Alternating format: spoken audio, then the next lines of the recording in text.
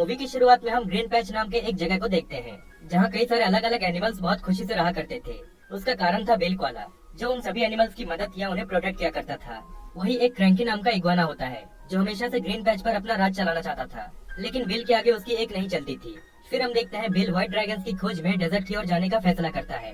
तभी उसका बेटा ब्लिंकी उसे अपने साथ सफर में ले जाने को कहता है, लेकिन बिल कहता है कि नहीं, अभी तुम बहुत छोटे हो और वो जगह खतरों से भरा हुआ है, और तुम चिंता मत करो, मैं जल्दी लौट आऊंगा। इतना कहकर वो निकल जाता है। अब 1 साल गुजर जाते हैं, लेकिन फिर भी बिल अभी तक नहीं लौटा था। अब जैसे कि ग्रीन पैच में बिल मौजूद नहीं था, इसलिए क्रैंकी खुद को वहाँ का राजा समझने लगता है और सबको बहुत परेशान करने लगता है। एक दिन ब्लिंकी अपने दोस्तों के साथ क्रैंकी को सबक सिखाने का डिसाइड करता है। वो सब प्लानिंग करके घर से निकलते हैं, जहाँ वो देखते हैं कि क्रैंकी ने सभी एनिमल्स को एक मीटिंग में बुलाया हुआ था।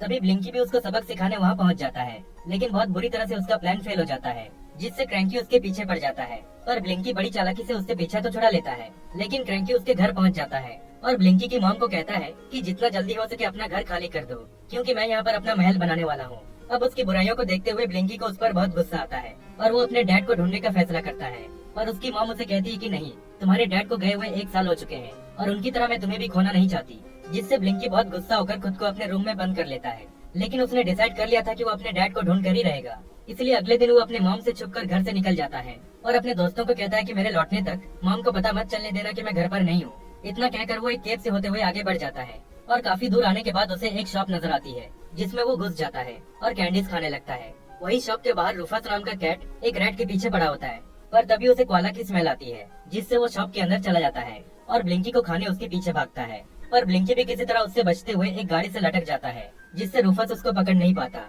उस गाड़ी के अंदर नर्सी नाम की एक फीमेल कोआला होती है, जो एक केज में बंद थी।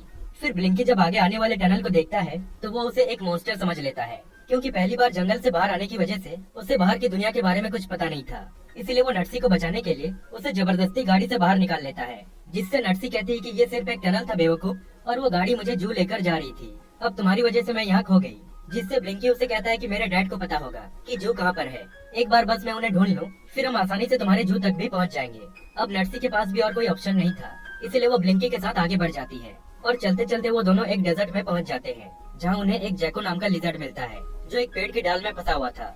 जैको को जैसे ही पता चलता है कि वो दोनों व्हाइट ड्रैगन्स के सागर की ओर जा रहे हैं, तो वो उन्हें कहता है कि मुझे पता है कि वो जगह कहाँ पर है, लेकिन उससे पहले तुम्हें मुझे यहाँ से निकलना पड़ेगा। जिससे ब्लिंकी उसको निकाल तो देता है, लेकिन निकलते ही वो वहाँ से भाग जाता है, क्योंकि उसे व्हाइट ड्रैगन्स के बारे में कुछ पता ही नहीं था। तभी वहाँ रूफस दोबारा पहुँच जाता है और उन सभी को खाने की कोशिश करता है, पर वो तीनों किसी तरह उससे पीछा छुड़ाकर बहुत दूर आ जाते हैं।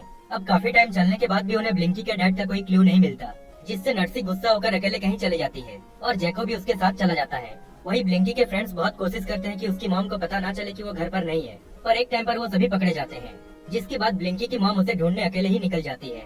वही ब्लिंकी जब अकेले चलते हुए जा रहा होता है, तो उसको रास्ते में कोई पकड़ लेता है और जैसे ही उसकी आँख खुलती है, तो नर्सी और जैको भी उसके साथ होते हैं। उन तीनों को वोम्बो नाम के भालू ने पकड़ लिया होता है। वोम्बो उनसे पूछता है कि तुम बच्चे यहाँ क्या करने आए थे। फिर ब्लिंकी जैसे ही अपना नाम बताता है, तो वोम्बो उसे कहता है कि कहीं तुम बिल के बेटे तो नहीं। एक्चुअली वोम्बो बिल को बहुत अच्छे से जानता था। फिर ब्लिंकी उसे व्हाइट ड्रैगन्स के सागर के बारे में पूछता है, जिससे वोम्बो कहता है कि उसको क्रॉक कैनियन कहते हैं, जो इस डेजर्ट का सबसे खतरनाक जगह है।